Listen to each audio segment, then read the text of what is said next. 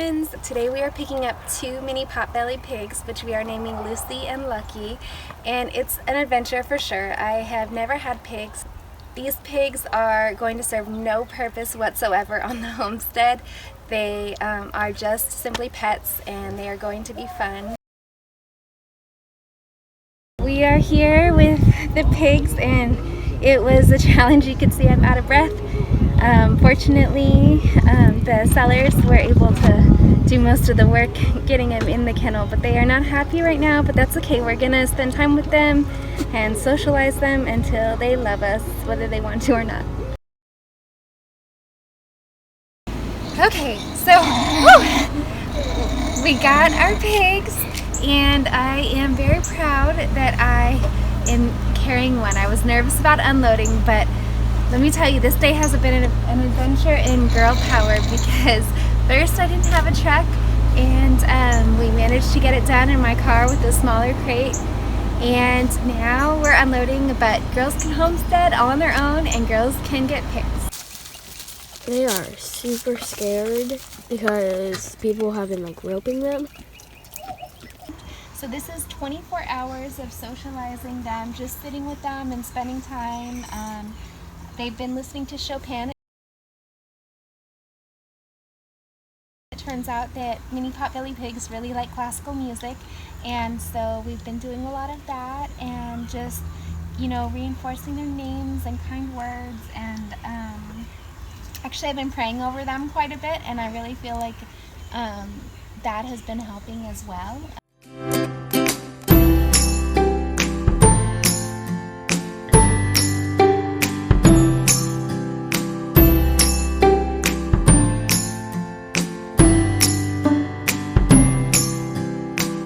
And we have this awesome new ball pit from Piggy Poo and Crew. It's a play tunnel, and it is amazing. What I like to do is I hide little apple bits in there, or any kind of little pig treat, and then they get to go in and root around.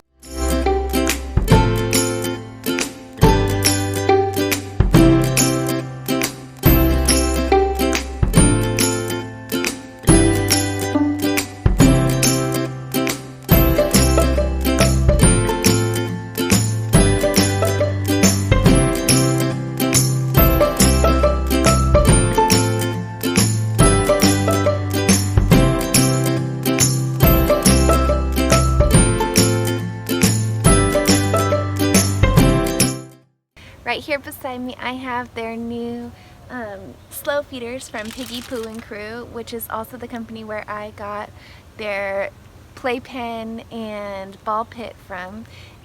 And they love these slow feeders. What I've been working on with them is getting them to come up on the porch, to come closer to the house, just gradually socializing them.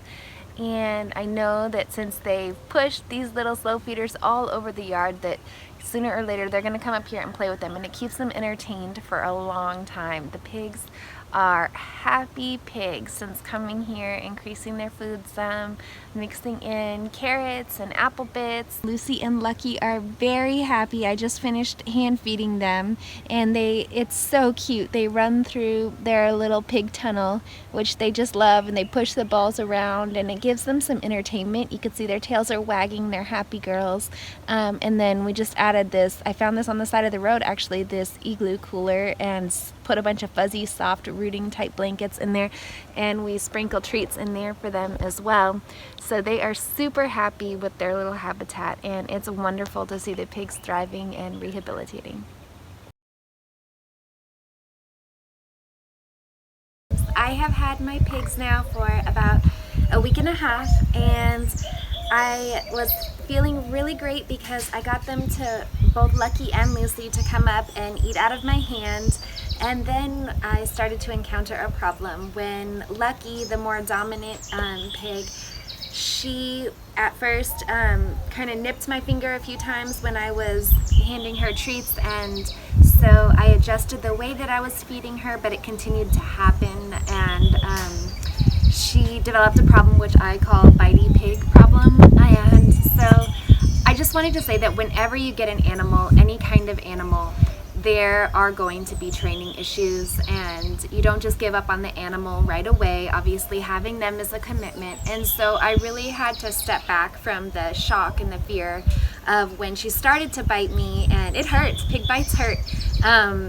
To just kind of reevaluating and reassessing what I wanted her to do and how I was going to get her to do that. So first of all, safety was a consideration. I started wearing gloves when I went out to kind of work with the pigs, and as well as boots. And so also I stopped hand feeding the pigs because I just didn't want to create a situation for them to fail. I wanted to set the pigs up for success. Another thing that I thought of right away is I needed to schedule a vet visit for the mini pigs just to rule out any kind of health problems that could be creating the bitey pig condition. And so I do have that set up in the future, but she hasn't gone yet.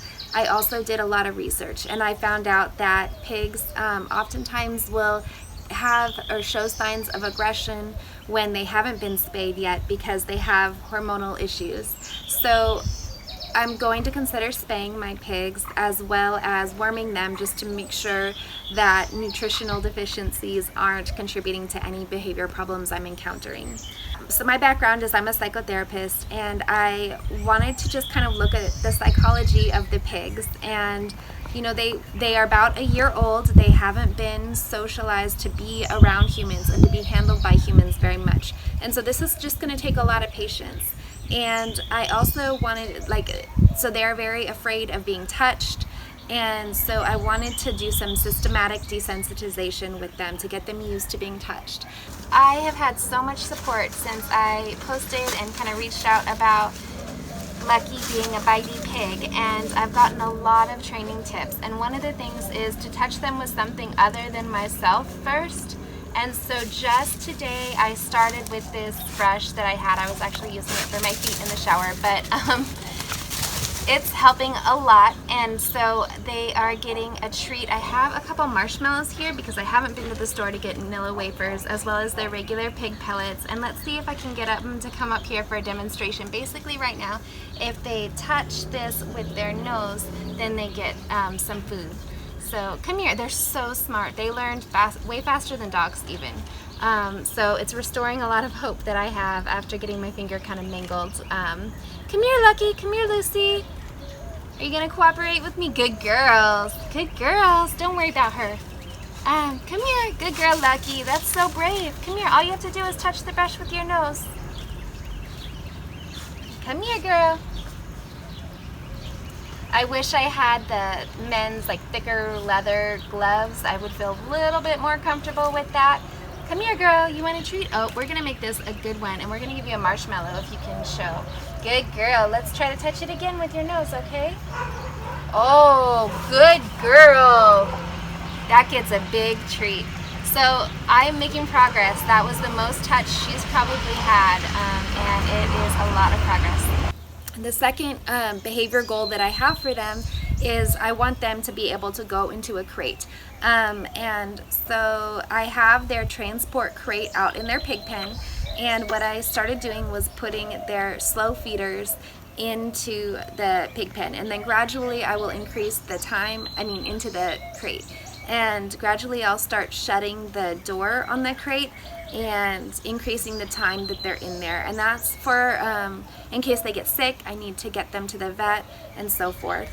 And in addition to positive reinforcement, I think it's really important to also let your pigs know that you're the leader and use discipline when it's appropriate. Now, you should never hurt your animal. And my pigs are not at a stage where, when they're little piglets, you can kind of get your hand around their snout if they bite, or if they're doing something you don't like, and kind of push back, which they don't like.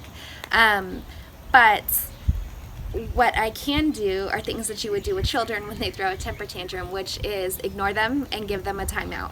And they don't like that. And so another thing that's really important is when you do feel that fear, just not to just retreat. They need to know that you're the boss. And so, standing up and just saying move the pig, and holding your shoulders square, and just kind of holding your ground. That's really important, and that also helps them feel secure. Just like kids, they need those boundaries to feel safe.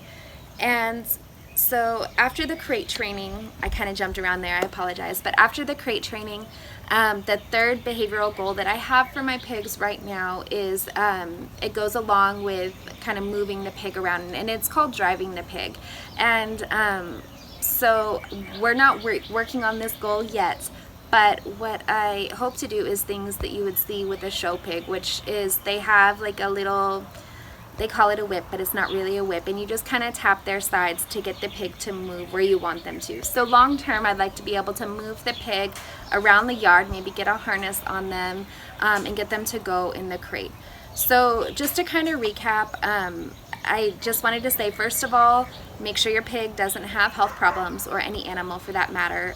Don't give up, do some research and kind of reset, reevaluate. And third is come up with a plan. We're always teaching our animals something, and so just try to make a plan and to be intentional about what you're teaching them and kind of what your goals are for that animal. So that's where I'm at, and I will keep you posted.